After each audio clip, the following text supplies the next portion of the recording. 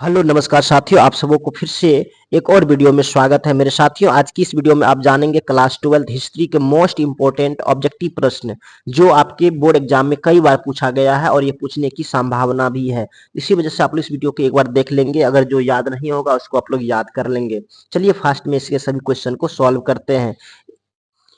इससे पहले हमने पार्ट 1 बनाए थे, उसमें हमने इसका 15 क्वेश्चन बता दिए थे। अब मैं 16 से इसका बताऊंगा। तो 16 में प्रथम क्वेश्चन आपके लिए दिए थे हमने, तुम मुझे खून दो मैं तुम्हें आजादी दूंगा, किसका कथन था?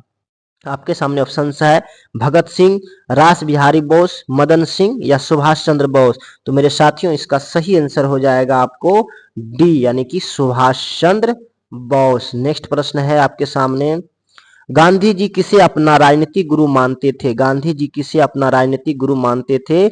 लोकमान्य तिलक, दादा भाई नौरोजी, गोपाल कृष्ण गोखले, लाला लाजपत राय।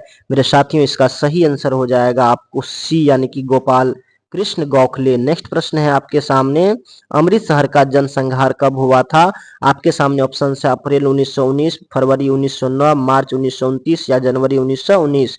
मेरे साथियों, इसका सही आंसर हो जाएगा आपको ए, यानी कि अप्रैल 1919। नेक्स्ट प्रश्न है आपके सामने, मोहम्मद अली और शौकत अली परस्पर क्या थे? भाई भाई थे, पिता पुत्र थे, मित्र या चाचा भतीजा थे? मेरे साथियों, याद रखेंगे मोहम्मद अली और शौकत अली ये दोनों क्या थे? ये दोनों भाई भाई थे। ये इसका करेक्ट आंसर होगा। नेक्स्ट प्रश्न है आपके सामने, 1921 में कुल हड़तालें कितनी हुई थी? 1996, 496, 996 या 196? मेरे साथियों, इसका सही आंसर हो जाएगा आपको ए, यानी कि 396। ए इसका सही आंसर होगा। नेक्स्ट प्रश्न है आपके सामने, सविनय अवज्ञा आंदोलन का शुरुआत कब हुई? कहते हैं कि सविनय अवज्ञा आंदोलन की शुरुआत कब हुई? 1930, 1935, 1942, 1929। तो मेरे साथियों, इसका सही आंसर हो जाएगा आपको 1930, यानी कि ए इसका करेक्ट आंसर होगा। नेक्स्ट प्रश्न है आपके सामने, सविनय अवज्ञा आंदोलन की शुरुआत किसने किया? गांधी जी ने किया या सरदार पटेल ने किया, लाला लाजपत राय ने किया या जवाहरलाल नेहरू ने किया?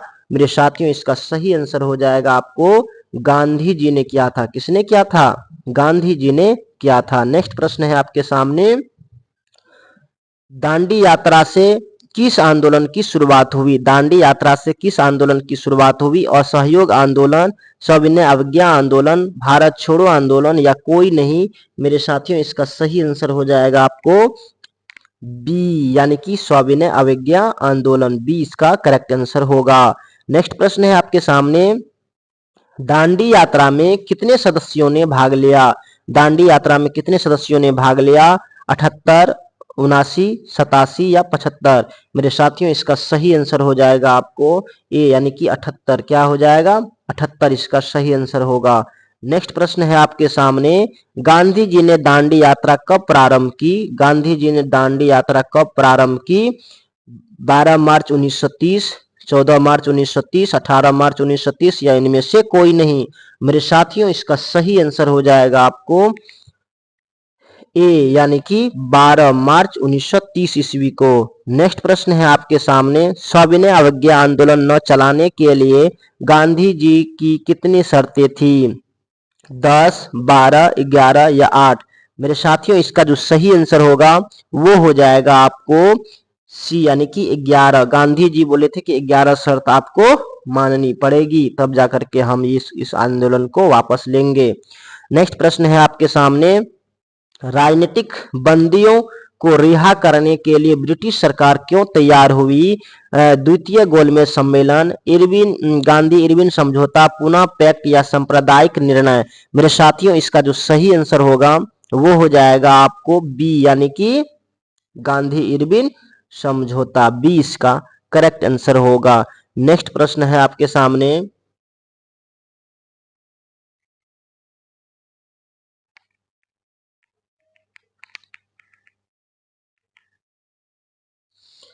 अब नेक्स्ट प्रश्न है आपके सामने, सविनय अवज्ञा का कौन कारण नहीं था? कहते हैं कि सविनय आंदोलन का कौन सा कारण नहीं था? आर्थिक मंदी, क्रांतिकारी स्थिति, लॉर्ड इरविन की घोषणा या जालियांवाला बाग घटना?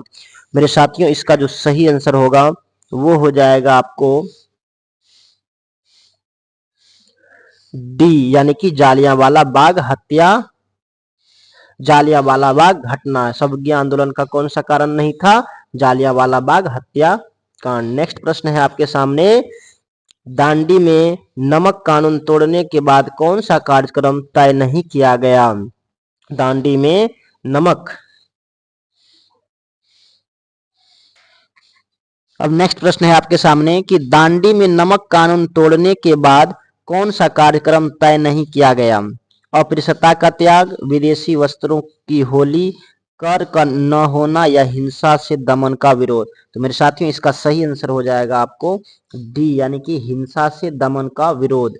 नेक्स्ट प्रश्न है आपके सामने, खिलाफत आंदोलन का मुख्य कारण क्या है?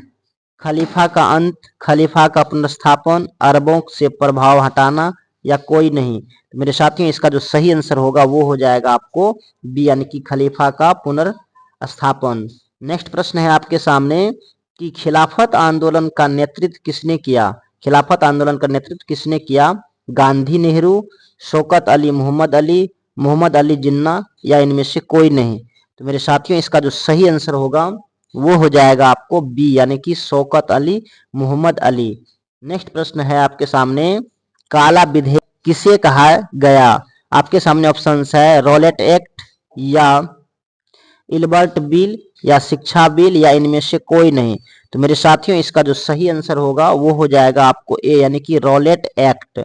नेक्स्ट प्रश्न है आपके सामने, स्वराज दल का संस्थापक कौन है? स्वराज दल का संस्थापक कौन है? गांधी, चित्तरंजन दास, तिलक या नेहरू। तो मेरे साथियों इसका जो सही आंसर होगा वो हो जाएगा आपको बी, यानी कि चित्तरंजन दास। नेक्स्ट प्रश्न है आपके सामने, साइमन कमीशन का विरोध क्यों, यानी कि साइमन कमीशन का विरोध क्यों किया गया था? कोई भारतीय सदस्य नहीं, अत्याचार, अधिक सदस्य या कोई नहीं। तो मेरे साथियों इसका जो सही आंसर होगा वो हो जाएगा आपको, इसका सही आंसर हो जाएगा आपको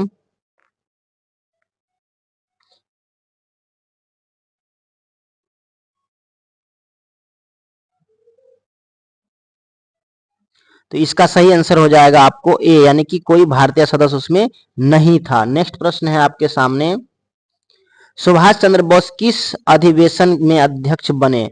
सुभाष चंद्र बोस किस अधिवेशन में अध्यक्ष बने? नागपुर, लाहौर, हरिपुरा या कलकत्ता। तो मेरे साथियों इसका जो सही आंसर होगा वो हो जाएगा आपको सी, यानी कि हरिपुरा। नेक्स्ट प्रश्न है, लाल कुर्ती का नेतृत्व किसने किया? लाल कुर्ती का नेतृत्व किसने किया? गांधी जी, अब्दुल गफ्फार खान, नेहरू या आजाद।